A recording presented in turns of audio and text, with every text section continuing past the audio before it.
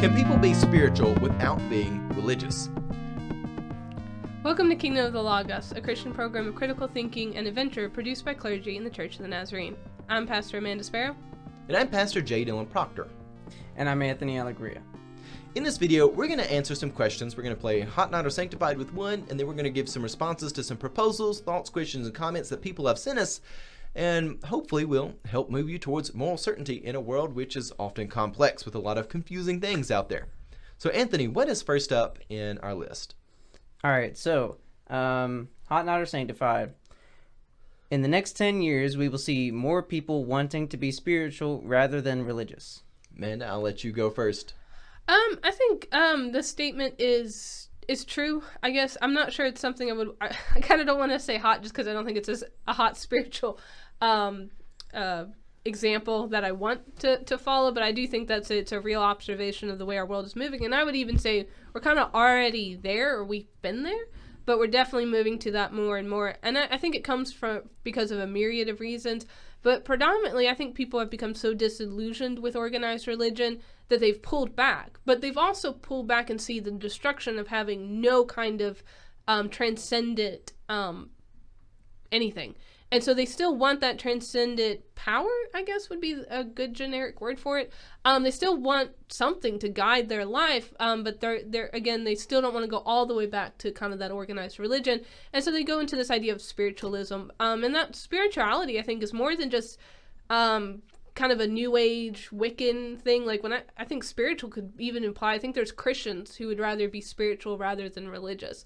And that can be fleshed out very differently depending on which generation, which cultural, or any kind of, you could parse that down to very small groups of people and see what they mean by that, and it differs from individual to individual, definitely.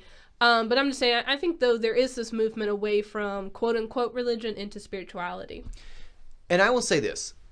I'm going to say hot to this, not because I think that it's positive theological statement by itself, but it's along the correct vein, and we thank you for sending us this.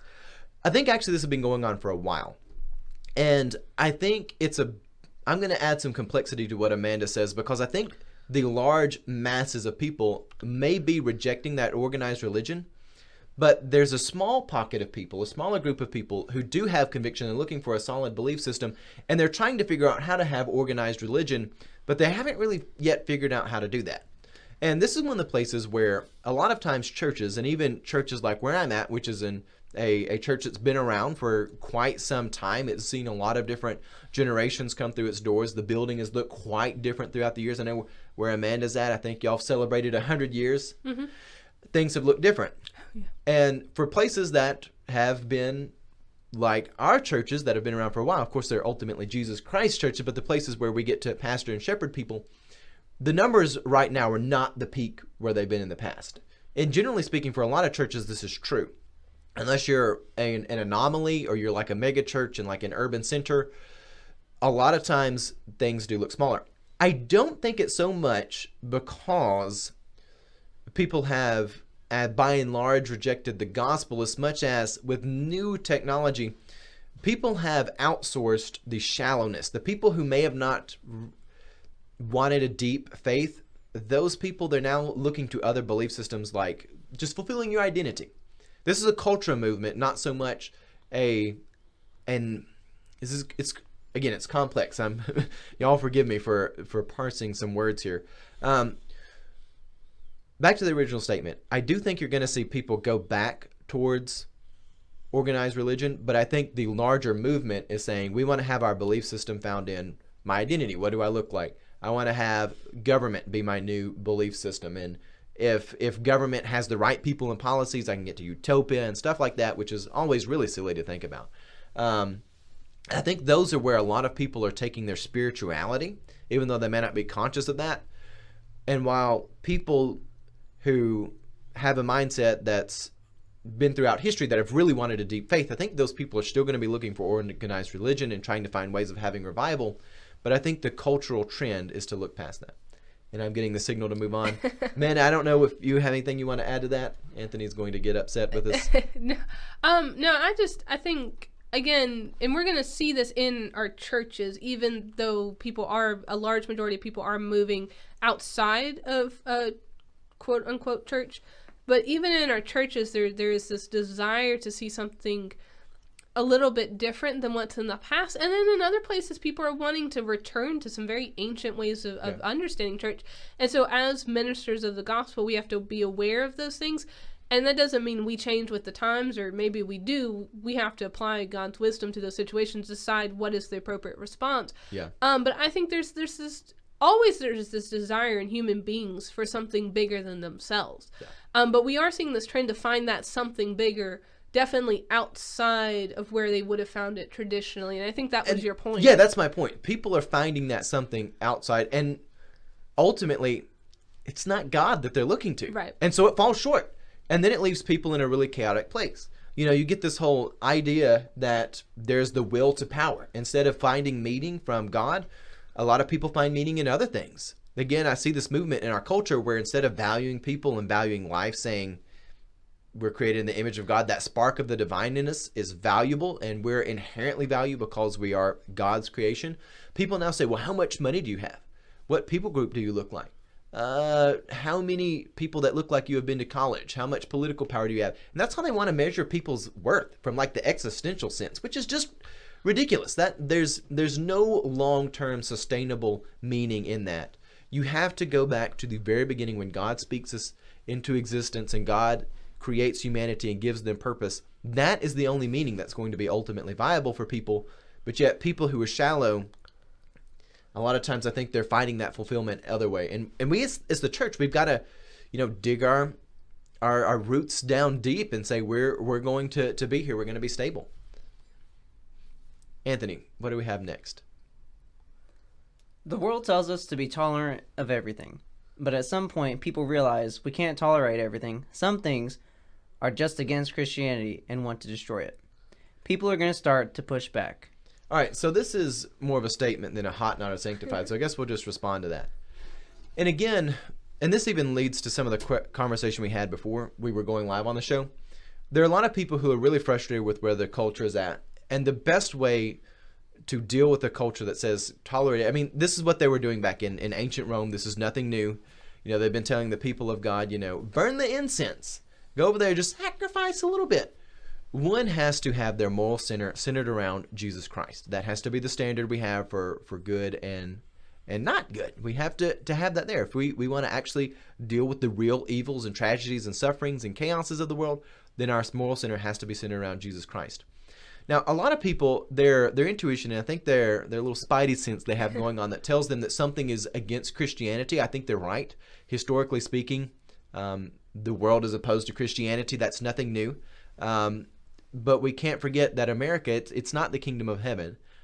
It is something which is unique throughout the course of human history. A lot of good things have happened here. We've got to eradicate a lot of evils. I mean, it's not the kingdom of heaven. It's not this wonderful utopia. People who say that it is heaven, I feel like they're wildly underselling heaven.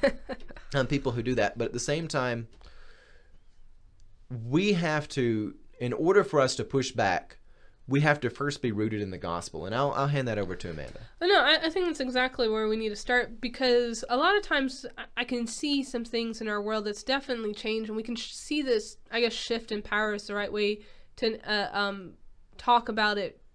And we can see how the world interacts with Christianity differently here in the U.S. But we need to be careful. Obviously, this shift is not something as bad as, say, in China or in some places in the Middle East where you get beheaded because you're a Christian. So obviously, things may be different, and I hesitate to say worse, but let's just go with different, than they were maybe 50, 60, 100 years ago. And so I think we just have to be careful, because I think sometimes, and technology has allowed us to communicate so much faster and quicker. And it's almost like because we can post something in 3 seconds, that's about as long as we take to think about what we're posting. And I think we need to pull back and be like, okay, listen, there are hills to die on. There are things to fight for. And I mean to death fight for, viciously fight for. But we have to make sure the things we're fighting for are actually eternal things. Yeah, and I think this is where a lot of people, they start to want to sort of equate worldly governments with like kingdom of God government, and that always it falls apart. It falls apart. And if you are thinking, well, if we can just pull the right political strings, utopia will come. That always comes back to bite you in the end. Whenever you start to invest in things of non-eternal value, that happens. So I think that's a good statement to leave that on, Amanda. You pointing out some things have eternal value, and that's what you should be investing in. Anthony, what do we have next? I think we just have one more. Our next item for you to respond to. If you were in a meeting with Trump, what would you tell him? And again, this is actually basically the last same conversation we've been having for a while now. I know a lot of people that get really excited or they get really angry at Trump. If you're in the category that it makes you really, really mad or really, really bad, mad or bad, if it's at the top of your morality one way or another, then you've made him out to be an idol. And this happens. People do this. It's not new with Trump. People have been getting overworked up about presidents for a long time. Don't turn people into idols. I think I'm past the point of being shocked by anything.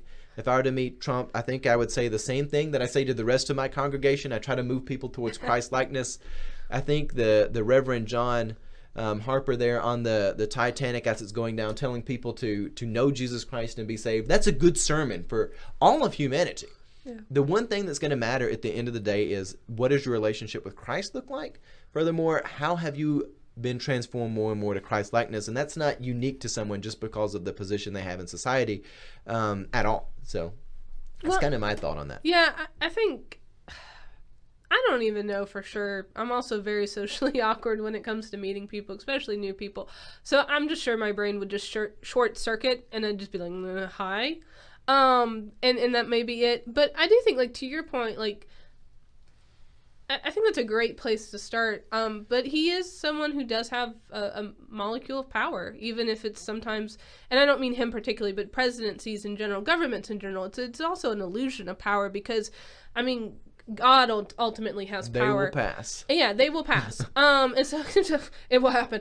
And it's okay. Yeah. We don't have to, I think, grieve that too terribly. But I think for him and for anyone with any kind of power, illusioned or not, is to say, be saved, but also use what power you have to actually do good in the world. And the metric for good is not yourself. Right. It is Christ. Exactly. And, and again, love him or hate him. And whether it's him or President Obama or whoever's going to be president next, the gospel message is the same. And I think for the church in general, our gospel message will be our gospel message, whether or not the United States stands as it is, or whether it crumbles and falls. And that, I love that, because so many people want to treat the gospel differently based on how much they like or dislike the people around them, and I think that always is a bad thing to do. I mean, let's just be completely candid here. The gospel is the same, no matter who you are. And even when people do have that molecule, they've got that element of power with them, you should not modify the gospel according to that. And there are so many people who want to do that. And not only are they short selling the gospel, but also you're short selling everything. You're giving up everything. It's just a really silly thing, in my opinion. Yeah, and I think that's why. I think because Trump is such a polarizing character, we want to have this extreme response. And even when I first saw this question, I was just like, oh, why do I have to even respond to this? Like, I can't even get my brain to, like, put a full sentence together. Well, but I think, like, again, we have that kind of momentary, purely emotional response that just goes, what? And then we step back and we go, wait, what actually is the appropriate response? And we don't put that initial response on Facebook. Yes. And again, some people that get really excited, they're like, oh, yes, it's like I finally met the Lord and Savior. And other people are like, no, it's like I met Satan himself. Satan incarnate, yeah. And really, the most honest response we should have is being like, well, the gospel doesn't change. It is eternal. It's not the center of my morality. Let's not be idolaters. Anthony. I will say, you guys have taken this in a really good direction, but I just realized something about the question. And, if you were in a meeting with Trump. Oh, yeah. And it's like, hold up, slow down, wait a second. What's this mean about? Right. Because, that's going to really dictate now that what the nature of the actually conversation may is. change things. We may have been misreading this all along. Well, you know, I What- still don't think it changes though, because if I just would, what meeting? And I guess, to your point, like if it's a meeting like, what is our policy of foreign affairs versus what is our policy on education, that might change the tone of the response. Well, I mean, like, but- Trump, would you like to confess? Am I in trouble? Right. Like, what's going on here?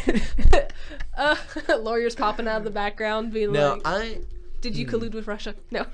that actually would be this is not just unique with Trump, but if that would be nice to have, like, be the official person to take people's like confessions. That would be awesome. Well, and it used to have, presidents used to have that. And I think because we've become so, I'm just going to go with weird because I can't think of a word, but because we've become so weird, and I think a lot of presidents recently have been more a part of larger kind of non-denominational things, it hasn't happened. But I mean, if you look back 100 years, there was a pastor to the president, and if they were, now I don't think many of them were Catholic. I think a lot of them in the past were more Protestant, but they did have someone that came and counseled now, them the reason spiritually. why it would be really awesome to be in that position is because if someone is willing to make confession under those terms, you know that they're probably not making them. They're willing to hold themselves accountable to Almighty God. And I'll say this much. And I think that would be a nice change of. I mean, I'm not going to speak on the condition of anyone's soul, any presidents, but to see our country as a whole, to see the general reality and the culture move in a direction that says we're actually going to be accountable to God. And, you know, if people are doing that, then that's really good. And yeah. Well, I think, Anthony, did you have a comment, and then I have something to say after you? I was just going to make a crack about, we got confession, clergy collars. I don't know if the audience can tell, but Dylan might like a couple Catholic things. I do. They get some things wrong. They get some things right. We will see where the church goes. And again, me dressing like this isn't because like I'm like just really wanting to be Catholic. I actually don't like it when people think I'm Catholic. But it helps people in my community. They know that I'm the pastor. And they know when I show up like this, the pastor shows up. When I go to the hospitals, people are ready to confess. I've gone to visit people who are dying in the ICU. They don't even know my name a lot of times. Somebody will call a family member and they don't have a church home and they're like, I've got this relative in the hospital. Now go visit with people, and people are ready to get saved and be baptized. I don't even have to tell them who I am when I come showed up like this. They know what the parameters of this conversation's about. And a lot of times people are really wanting those conversations. And that's why I was saying it would be really good for presidents and people general in society to be wanting to have confession. The Church of the Nazarene, we're really hesitant to talk about stuff like that, mostly because with entire sanctification, we've kind of turned that into a Gnostic secret where there's the elect in which you're sanctified. There is no sin. You do not talk about sin. Sin is not there. Even though also in our theology we talk about backsliding and we talk about prevenient grace, and prevenient grace is only a thing. God's coming before your sin if there's still the temptation to sin. And we know that people backslide. I mean, we know that people do this. So in the Church of the Nazarene, we've been hesitant to talk about, confessing our sins and having the minister come and help absolve people through it. But if our culture as a whole could say, we are recognizing our accountability to God. I mean, of course, we're all going to be ultimately accountable to God. But if we're positioning our minds, that's going to shape how the rest of our world looks. As individuals, if we recognize verbally that God is the Lord of our life, that's gonna that's gonna bleed over. There's ramifications of that. Yeah. Well, and I was just thinking, my great grandfather, he was a pastor in a jail cell, and his one things he did was take the last confession of people about to go to death row, whether that was by hanging or the electric chair. And I'm just thinking, like, I wonder what would be more interesting, what would be worse, being the last confession of someone about to be hung, or the confession of a president. I would feel like either one. That is a very weighty job. I would think, and for some very interesting reasons. I don't know, but anyways, but I think back to the question of if we were in a meeting with Trump, or we just kind of met Trump, or he just walked in the door on Sunday, I think I would have to be like, all right, what's going on? Like, are we about to be punked? Is that still a thing?